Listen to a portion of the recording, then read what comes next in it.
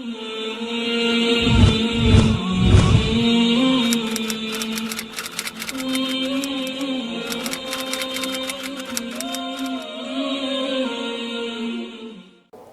آل عمران آیت نمبر 102 اور 103۔ اعوذ باللہ من الشیطان الرجیم، بسم اللہ الرحمن الرحیم۔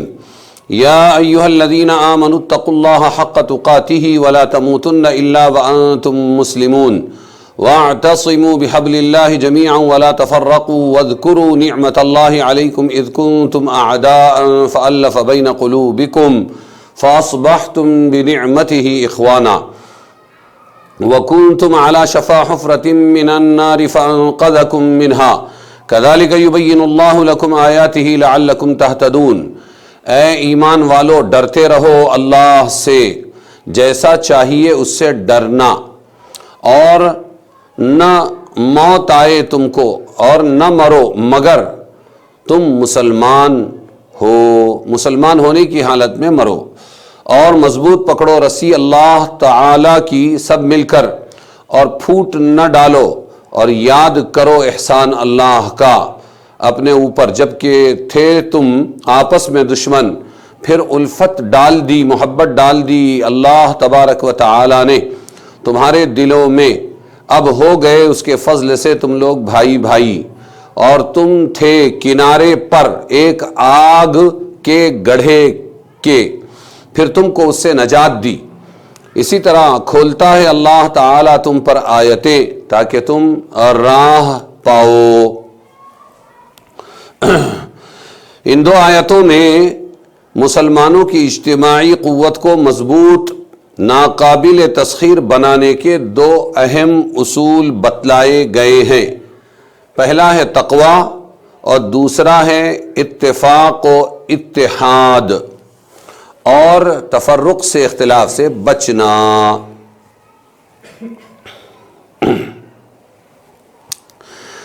اللہ تعالی سے ڈرنے یعنی اس کی ناپسندیدہ چیزوں سے بچنے کا مکمل اہتمام جو اللہ کے حق کے مطابق ہو وہ کرنے کا حکم دیا ہے کہ اللہ سے ڈرو۔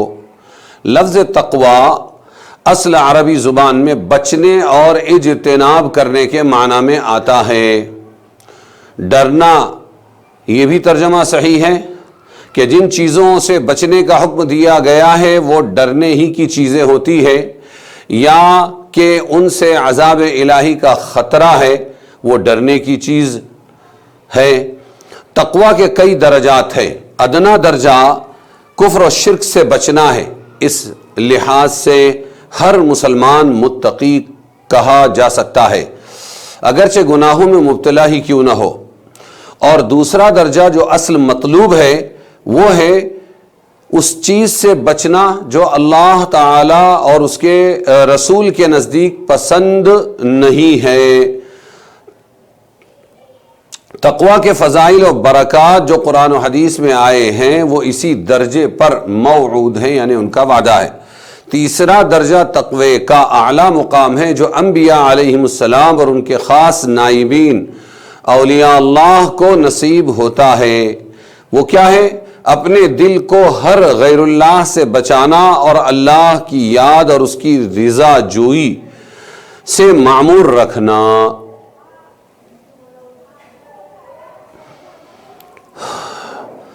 تقوی کا حق تقاتہ، ایسے ڈرو اللہ سے جیسے ڈرنے کا حق ہے۔ تو حق تقوی کیا ہے؟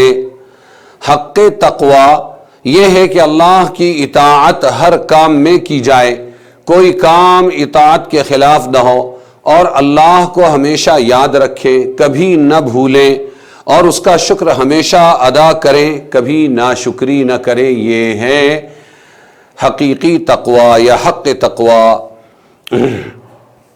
حق تقوی بعض لوگوں نے کہا یہ ہے کہ اللہ کے معاملے میں کسی کی ملامت اور برائی کی پرواہ نہ کرے اور ہمیشہ انصاف پر قائم رہے، اگرچہ انصاف کرنے میں خود اپنے نفس یا اپنی اولاد یا ماں باپ ہی کا نقصان ہو۔ اور بعض نے فرمایا کوئی آدمی اس وقت تک حق تقوی ادا نہیں کر سکتا جب تک وہ اپنی زبان کو محفوظ نہ رکھے۔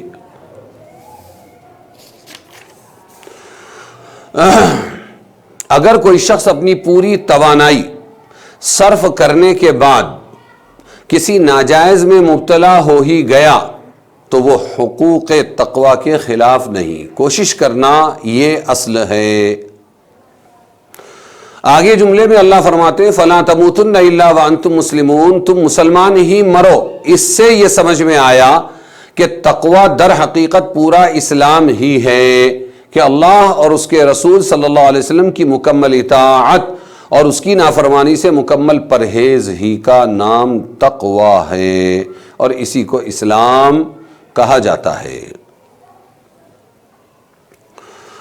ایک شبہ ہوتا ہے، اور وہ یہ کہ آدمی کے اختیار میں تو نہیں ہے کہ مسلمان مرے، پتہ نہیں تقدیر میں کیا لکھا ہے۔ تو اس کا جواب یہ ہے کہ حدیث میں یہ آیا ہے کما تحیون تموتون وکما تموتون تحشرون، یعنی جس حالت پر تم اپنی زندگی گزار دو گے اسی پر موت آئے گی، اور جس حالت میں موت آئے گی اسی حالت میں حشر میں کھڑے کیے جاؤ گے۔ تو جو شخص پوری زندگی اسلام پر گزارنے کا پختہ عزم، پکا عزم رکھتا ہے اور حتی الامکان کوشش بھی کرتا ہے تو انشاءاللہ اسلام پر ہی اس کی موت آئے گی۔ اور بعض روایت میں جو آیا ہے کہ بعض آدمی ایسے بھی ہوں گے کہ ساری عمر اعمال صالحہ کرتے ہوں گے، آخر میں کوئی ایسا کام کر بیٹھیں گے جس سے سارے اعمال حبط اور برباد ہو جائیں گے۔ یہ ایسے ہی لوگوں کو پیش آ سکتا ہے جن کے عمل میں اول اخلاص اور پختگی نہیں تھی۔ تو پکے لوگوں کا انشاءاللہ مخلصین کا انجام اسلام پر ہی ہوگا۔ آگے اللہ تعالیٰ نے فرمایا وَاعْتَصِمُوا بِحَبْلِ اللَّهِ جَمِيعًا، سب مل کر اللہ کی رسی کو مضبوطی سے تھام لو۔ سب سے پہلا وہ اصول بتایا کہ اللہ سے ڈر کر زندگی گزارو، اور پھر اس کے بعد باہمی ربط، اللہ کی رسی کو مضبوطی سے تھامنے کا حکم دیا، اور انتشار و افتراق سے بچنے کی بھی دعوت دے دی۔ دنیا میں کوئی بھی آدمی چاہے وہ مشرک اور کافر کیوں نہ ہو، اتحاد کی اہمیت کو مانتا ہے، اور ہر قوم میں ہر جماعت میں کوشش یہ ہوتی ہے کہ ہم متحد ہوں تاکہ اس سے اپنے کام بن سکیں، اسی اتحاد میں طاقت ہے۔ لیکن بنیادیں سب کی الگ الگ ہے، کوئی اپنے مذہب اور عقیدے کی بنیاد پر جوڑتا ہے، کوئی اپنے رنگ و نسل کی بنیاد پر جوڑتا ہے، اتحاد کی کوشش کرتا ہے، اور کوئی زبان کی بنیاد پر، کوئی زمین کی بنیاد پر، کوئی وطنیت کی بنیاد پر۔ لیکن اگر غور کیا جائے تو ساری دنیا کے انسان ایک بنیاد پر جڑ سکتے ہیں، اور وہ ہے اسلام، وہ ہے اللہ کی رسی۔ اللہ کی رسی کے سوا باقی ساری بنیادیں کمزور ہیں اور محدود ہیں۔ تو تقوی کے بعد سب سے بڑی کوشش جو ہونی چاہیے وہ اسلامی بنیاد پر اسلام کو مرکز بنا کر متحد ہونے کی اور متفق ہونے کی کوشش ہونی چاہیے۔ اسلام ہی کی بنیاد پر اتفاق ہو سکتا ہے، نسبی اور وطنی وحدت سے یہ کام کبھی نہیں ہو سکتا۔ اگر ہوتا ہوا نظر بھی آیا تو تھوڑے دنوں کے بعد افتراق میں بدل جائے گا۔ قرآن کریم نے سب کو چھوڑ کر مرکز وحدت حبل اللہ، اللہ کی رسی کو بتایا ہے، یعنی اللہ تعالیٰ کے بھیجے ہوئے نظام کو مضبوط پکڑ لو۔ اور یہ دو ٹوک فیصلہ کر دیا کہ مومن ایک قوم ہے جو اللہ کے رسی سے وابستہ ہے، اور کافر دوسری قوم ہے جو اس رسی سے محروم ہے، وابستہ نہیں۔ خلقناکم، ہم نے تم کو پیدا کیا، فمنکم کافر، تو تم میں کچھ کافر ہو گئے، ومنکم مؤمن، اور بعض تم میں مومن ہو گئے۔ الغرض اس آیت میں مسلمانوں کو دو ہدایتیں دی گئی۔ اول یہ کہ اللہ تعالیٰ کے بھیجے ہوئے نظام حیات کے پابند ہو جاؤ، اسی کو تقوی کہتے ہیں۔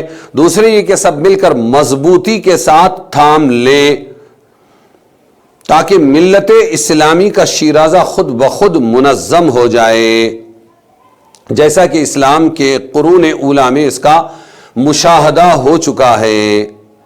اور آگے یہ بتایا ولا تفرقوا، آپس میں اختلاف نہ کرو، نہ اتفاقی نہ کرو۔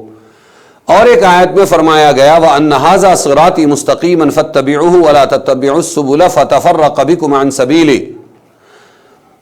اس آیت میں بھی صراط مستقیم پر قائم رہنے کی تلقین ہے اور اپنی خواہشات کے زیر اثر خود ساختہ راستوں پر چلنے کی ممانعت نا اتفاقی کسی قوم کی ہلاکت کا سب سے پہلا اور آخری سبب ہے۔ اس لیے قرآن نے بار بار نا اتفاقی سے بچنے کا حکم دیا ہے۔ مسلمانوں کا باہمی اتحاد اللہ تعالیٰ کی اطاعت پر موقوف ہے۔ پھر اس بات کو دہرا رہے ہیں کہ یہ دلوں کا مالک در حقیقت اللہ تعالیٰ ہے۔ دلوں کے اندر محبت یا نفرت پیدا کرنا یہ اللہ ہی کا کام ہے۔ کسی جماعت کے دلوں میں باہمی محبت اور مودت پیدا کرنا خالص انعام خداوندی ہے، اور یہ بھی ظاہر ہے کہ اللہ تعالیٰ کا انعام صرف اس کی اطاعت و فرما برداری ہی سے حاصل ہو سکتا ہے۔ معصیت اور نافرمانی کے ساتھ یہ انعام نہیں مل سکتا۔ لہٰذا ہم تمام مسلمان یہ کوشش کریں کہ اللہ سے ڈریں بھی، اس کے دین کے پابند بھی بنیں، متقی بنیں، اور پھر باہم متفق ہونے کی کوشش کریں اور اختلافات سے بچیں۔